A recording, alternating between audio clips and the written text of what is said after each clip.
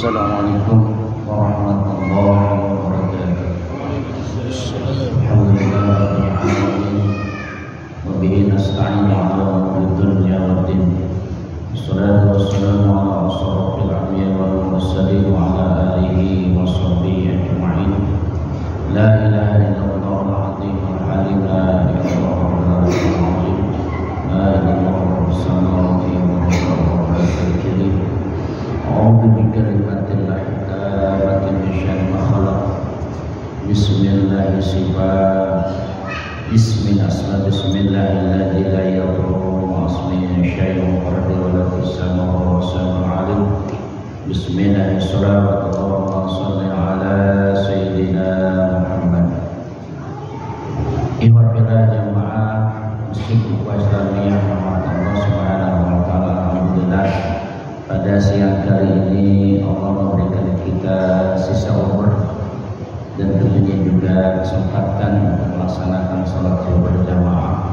Insyaallah ingin meningkatkan di antara kita, mudah-mudahan menambah keimanan harapan kita kepada Allah Subhanahu wa taala.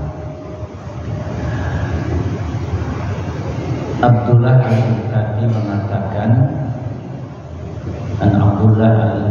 mengatakan, khamsun man min dawa'il qalbi mujalasatun, bahwa ada 5 hal yang termasuk penawar hati.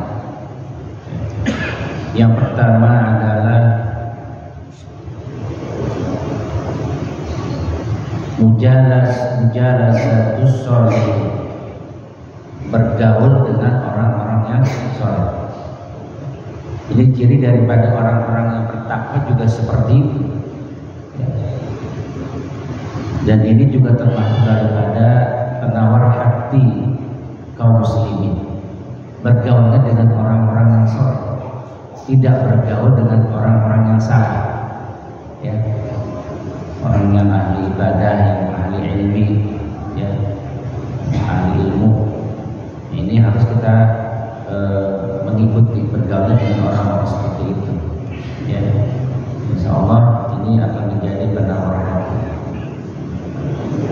Wa qira'atul Qur'an, yang kedua adalah dakwah membaca Al-Quran. Ya, jadi setiap hari harus ada ayat Al-Quran yang kita baca. Makanya orang-orang tua dulu itu kan mengajarkan, menghafalkan ya, surat Waqiah, surat Yasin, surat Ar-Rahman, ya, Al-Mulk dan seterusnya. Artinya apa? Kalaupun kita tidak sempat membuka mushaf, ada hafalan-hafalan yang kita baca, ya, setelah selesai sholat. Ya. Kemudian yang ketiga adalah wa ikhla'ul batin, ya, membersihkan hati. Ya. Untuk membersihkan hati itu tentunya kita dengan banyak istighfar kepada Allah. Kemudian apalagi? Dakwah membacakan kalimat-kalimat thayyibah. Subhanallah, alhamdulillah, wa la ilaha illallah, wallahu akbar. Ya. Pada subuh, ya, sebelum iqamat, antara dan iqamat juga baca itu. Wallahu bihamdihi subhanallahil azim, astagfirullah. Ya. Kalau ulama dulu mengajarkan 100 kali antara jeda orang yang adzan subuh sampai ke iqamat itu, subhanallah bihamdihi, subhanallah bihamdihi, terus 100 kali. Ya. Makanya mengurus masjid itu harus tidak buru-buru. Setelah ada sholat sunat, kemudian ada zikir-zikir dulu, tidak langsung qomat. Subhanallah wa bihamdihi subhanallahil azim, astagfirullah, subhanallah wa bihamdihi subhanallahil azim, astagfirullah. 100 kali. Ini untuk apa? Untuk membersihkan hati. Ya. Kemudian apa lagi? Wa qiyamul lail, bangun di tengah malam. Jadi usahakan kita tidur lebih awal, kemudian bangun juga lebih awal. Ya. sanggup bangun jam 2 jam 3 paling tidak menjelang subuh ya, 1,5 jam sebelum adzan subuh sudah bangun ya. Wa minal laili fatahajjada bihi nabillahu laka. Jadi bangunlah di tengah malam kemudian melakukan sholat malam untuk menambah ibadah-ibadah sebagai ibadah-ibadah tambahan kepada Allah Subhanahu wa taala. Ya, Rabbuka maqaman mahmuda. Mudah-mudahan dengan kita istiqomah tahajud ya, Allah menempatkan kita dalam maqam yang termulia. Makanya kalau Sayyidina Abu Bakar itu sebelum tidur dia sholat witir dulu untuk menjaga kalau dia tidak bisa bangun, takut kesiangan ya. Upayakan setelah ba'diyah isya itu kalau dia tidak sanggup bangun ya, sholat witir dulu. Artinya apa? Ya paling tidak kalau kesiangan kita sudah punya tabungan untuk sholat witir ya. Tetapi kalau yakin kita bisa bangun ya nggak usah witir. Nanti kalau yang sudah witir nggak perlu witir lagi ya, cukup tahajud ya. Jadi itu yang bisa mengawal hati. Kemudian yang kelima adalah watadarrau inda sahabah ya. Bermunajat kepada Allah di waktu subuh ya. Tadarrau inda subuh. Jadi bermunajat di waktu subuh itu bisa sebelum kita sholat subuh antara adzan dan iqamah, kemudian setelah ba'da subuh. Makanya kalau ulama-ulama dulu itu setelah subuh itu dia tidak bergerak ya sampai terbit matahari. Lakukan zikir-zikir yang bisa membaca Al-Quran, bisa dengan zikir-zikir yang tergajarkan oleh para guru. Astagfirullahaladzim ya. Apalagi subhanallah bihamdihi subhanallahil astagfirullah subhanallah wa ni'mal wakil liman maula wa ni'man nasir ya, atau asmaul husna bismil a'dha ya, kita baca itu ya, atau bersolawat silakan sesuai dengan ilmu yang telah kita dapat ya. Pada subuh itu ya tidak tidur lagi tapi berzikir pada Allah Subhanahu wa taala, bermunajat kepada Allah Subhanahu wa taala. Nah, membersihkan batin artinya membersihkan diri dari bukan tadi hanya kita berzikir, tetapi juga dari makanan dan minuman yang haram. Serta bisa pula dengan jalan saum atau memulai makan Senin Kemis misalnya. Yang membaca Al-Quran disertai dengan memahami maknanya, kemudian bergaul dengan orang-orang soleh, maksudnya banyak mendengarkan pengajian-pengajian, taklim-taklim dimanapun, kemudian meminta fatwa kepada para ulama. Jadi maksudnya itu bergaul dengan orang soleh, dakwah, membaca Al-Quran, membersihkan hati dengan banyak membaca istighfar dan kalimat-kalimat thayyibah, kemudian upayakan bangun malam ya, untuk bertahajud yang mulai, kemudian di waktu subuh banyak berzikir kepada Allah Subhanahu wa taala, banyak bermunajat kepada Allah Subhanahu wa taala. Hingga baginda Rasul mengatakan ya, salasun khisalin turisul qaswati fi qalbi hubul ta'am wa hubun naum wa hubur rohadi. 3 hal yang dapat menyebabkan kerasnya hati ya. Pertama adalah banyak makan. Orang kurangin makan bukan karena dia punya riwayat diabetes misalnya kan dokter juga gitu membatasi orang-orang yang kena diabetes gula ya. Tapi jauh sebelum itu baginda Rasul menyampaikan yang menyebabkan hati keras itu karena kita banyak ya. Orang Indonesia kan gitu, pagi nasi uduk, lontong, petang, siang juga nasi, malam juga nasi. Jadi kurangan yang yang terlalu mengenyangkan perut bahkan berlebihan. Kemudian apalagi bisa mengeraskan hati, banyak tidur juga sama. Ya, ini juga bisa mengeraskan hati. Dan apalagi wahubur rohati, suka bersenang-senang, ya. Tatkala dia punya rezeki sedikit, pergi ke tempat-tempat yang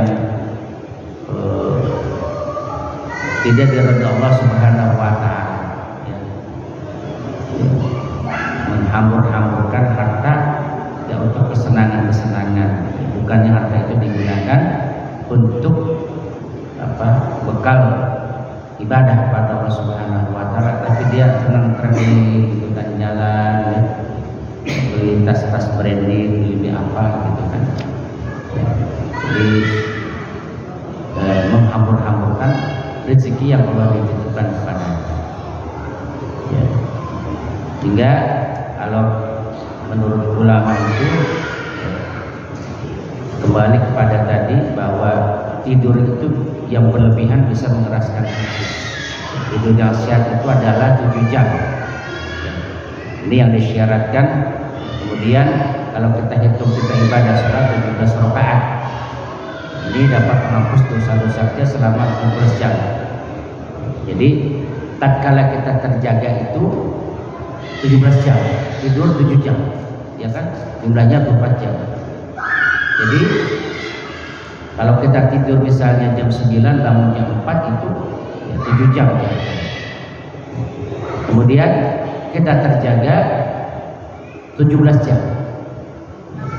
Kalau kita hitung rakaat kita pada sholat 5 waktu, zuhur, asar, maghrib, isya, subuh itu kan 17 rakaat.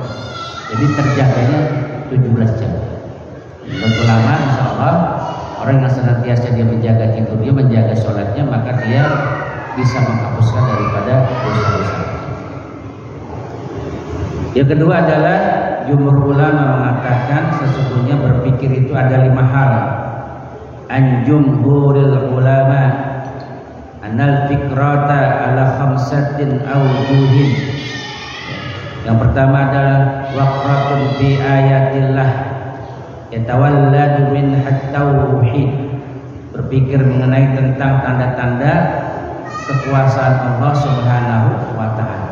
Itu akan membangun tauhid ya, kepada Allah Subhanahu wa taala. Kita lihat alam semesta ini, langit, bumi, matahari dan seterusnya, dan semua isinya itu menjadi bahan berpikir bagi orang-orang senantiasa dia tafakkur. Nabi khalqus samawati wal ardi bil laili wan nahari la ayatin lil. Kedua, apalagi berpikir mengenai kenikmatan-kenikmatan yang telah Allah berikan sehingga lahir rasa cinta dan syukur kepada Allah Subhanahu wa taala. Ya. Wa fikratu fil ala illahi yatawalladu minhal muhabbati wasyukru. Ya. Berapa nikmat yang telah Allah berikan kepada kita. Ya, bangun pagi kita tidak perlu mencari oksigen. Ya. Allah telah memberikan yang tersedia di alam ini oksigen yang tidak perlu kita bayar. Berapa juta kubik yang telah kita hirup untuk kelangsungan hidup kita. Kemudian kesehatan juga yang Allah berikan kepada kita berapa? Ya, sejak kita lahir, balik, kemudian dewasa, sudah nikah, menjadi orang tua, ya, lebih banyak sehatnya atau sakit? Itu menjadi berpikir bagi orang-orang yang senantiasa dia mentadaburi kenikmatan-kenikmatan yang Allah berikan kepada dia. Kemudian yang ketiga, berpikir tentang janji-janji Allah sehingga lahir rasa cinta pada akhirat. Ya. Apa di sini? Wa fikratun fi wa'dillah yatawalladu minha raghbah. Jadi berpikir tentang janji Allah. Allah pasti akan menepati janjinya. Uzuni astajib lah. Kemudian berpikir tentang ancaman Allah. Allah mengancam bagi orang-orang yang senantiasa dia tidak melaksanakan perintah Allah, bermaksiat kepada Allah, maka tempatnya adalah neraka yang indah. Kemudian yang terakhir adalah ma'in hasanil laila yatawalladu minhal hayat, berpikir tentang sejauh mana ketaatannya kepada Allah. Ya, wa fikrufi taksirin nafsi anit ta'ah.